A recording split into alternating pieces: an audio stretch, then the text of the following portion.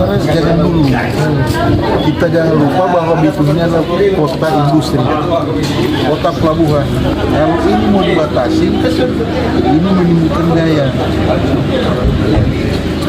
Kalau ini mau dibatasi, ini bukan jadi kota pelabuhan, toh. Itu problem sebenarnya. Dibatasi.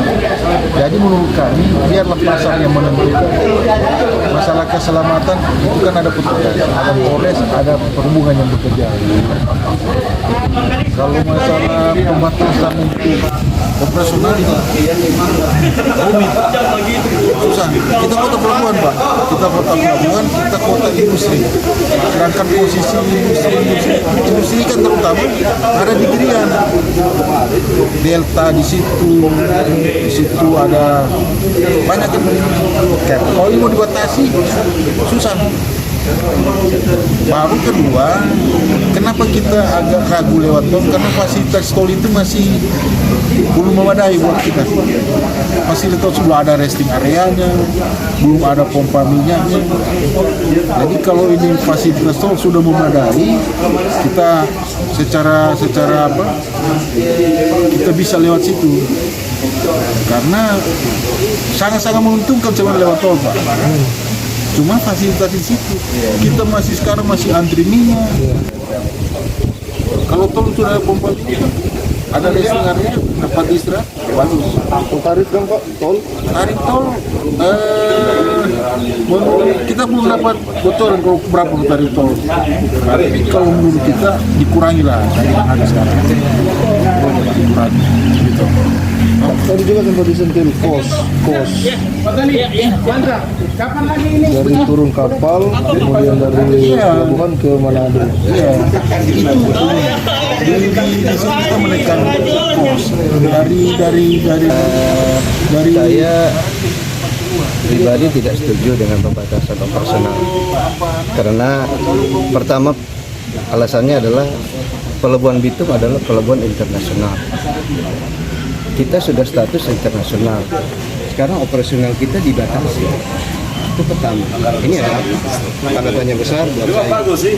Kedua, ini jalan yang ditentukan tadi akibat banyak kecelakaan, macet. Sebenarnya menurut saya di sub ini bukan pikul sendiri masalah ini.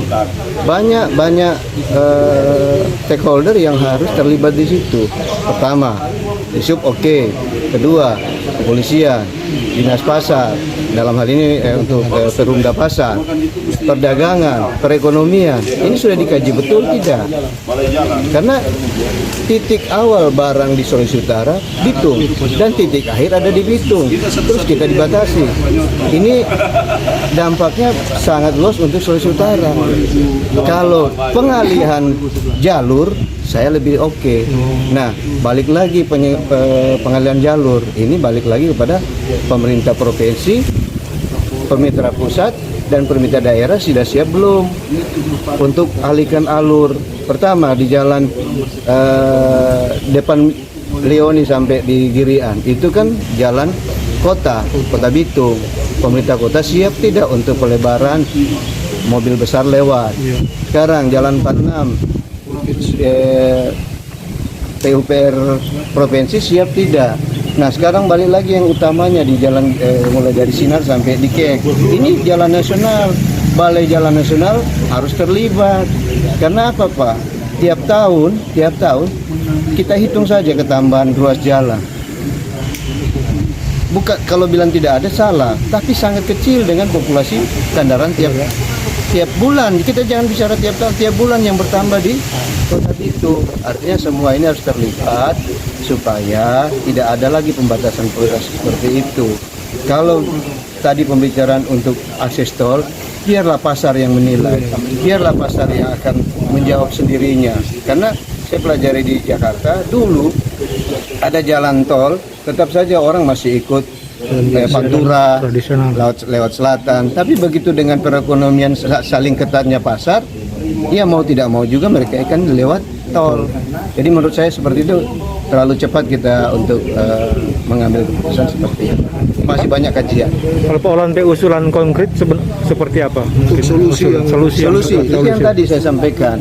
Ada urat-urat nadi yang harus kita benahi, seperti jalan Girian Bawah. Itu tugas pemerintah kota. Coba dari Dewan, ya kan? Komisi 3, Banggar untuk sampaikan kepada pemerintah kota. Cara Kasih bersama-sama, lebar Pak. jalan. Ya, sekarang juga dari pemerintah kota dan Dewan Kota Bitung bicarakan dengan pihak provinsi, kasih bagus itu jalan 46. Itu salah satu sebenarnya solusi Lebih kompleks kita kaji terkait dengan kebijakan itu, aturan itu, karena melibatkan berbagai pihak yang otomatis dia juga paling tidak dia akan berdampak juga ke pergerakan perekonomian masyarakat. Itu yang harus kita kaji betul-betul. Jadi terkait dengan pengaturan jam operasional arus lalu lintas di jalur-jalur tertentu, itu tidak saklek di kebijakan itu. Ada beberapa konsep kajian yang sudah kita tawarkan ke teman-teman usaha terakhir. Itu terkait dengan pengaturan jam operasional. Bisa saja kita hanya di jam-jam tertentu, jam-jam sibuk yang kita batasi jalurnya, atau bisa juga kita melakukan pengalian arus. Ada beberapa metode pendekatan yang coba kita tawarkan ke teman-teman pengusaha trekking. Bisa kita atur lewat pengaturan jam operasionalnya, bisa juga kita atur lewat pengaturan jalur pengalihan arusnya seperti, atau bisa saja kita lakukan lagi lewat one way. Untuk jalur bawah ini khusus kendaraan angkutan yang kosong, jalur atas yang ada muatan. Nah, sehingga ada pengurangan intensitas atau volume kendaraan yang ada di jalan-jalan jalur tertentu. Pak, dia pembatasan di ruas jalan mana-mana Pak yang direncanakan? Yang direncanakan kita memang dari KEK sampai dengan PT Sinar. Nah, itu kenapa di situ? Karena memang jalannya small, jalannya tidak memadai. Ketika dari Sinar ke arah timur itu jalannya sudah 4/4D, jadi memang dia cukup luas untuk aktivitas kendaraan angkutan berat tadi. Tapi kalau untuk jalur KEK sampai di apa itu kan jamnya itu yang prioritas kita batasi. Pak, kalau yang akan kita kaji lagi semua. Kalau yang lalu sempat operasionalnya malam hari kalau kendaraan berdonasi. Sejauh ini belum ada pengaturan operasional seperti itu di Bitung. Ini baru awal kita akan coba bahas bersama dengan pihak perusahaan lagi. Tapi sekali lagi kita sampaikan bahwa ini masih sebatas pembahasan. Masih sebatas pembahasan karena dalam teknisnya berkembang memang bukan cuma dinas perhubungan, harus melibatkan juga dinas-dinas terkait, dinas perdagangan, contoh yang Pemda juga. Karena ini menyangkut aktivitas logistik, aktivitas keluar masuk barang. Pak, rapat tadi kesimpulannya seperti apa? Rapat tadi itu pembahasan awal. Nanti akan ada pembahasan lebih detail lagi terkait aturan. Jadi masih akan melibatkan Masih akan dengan usaha terakhir. Sabar. Sudah? Satu kali lagi.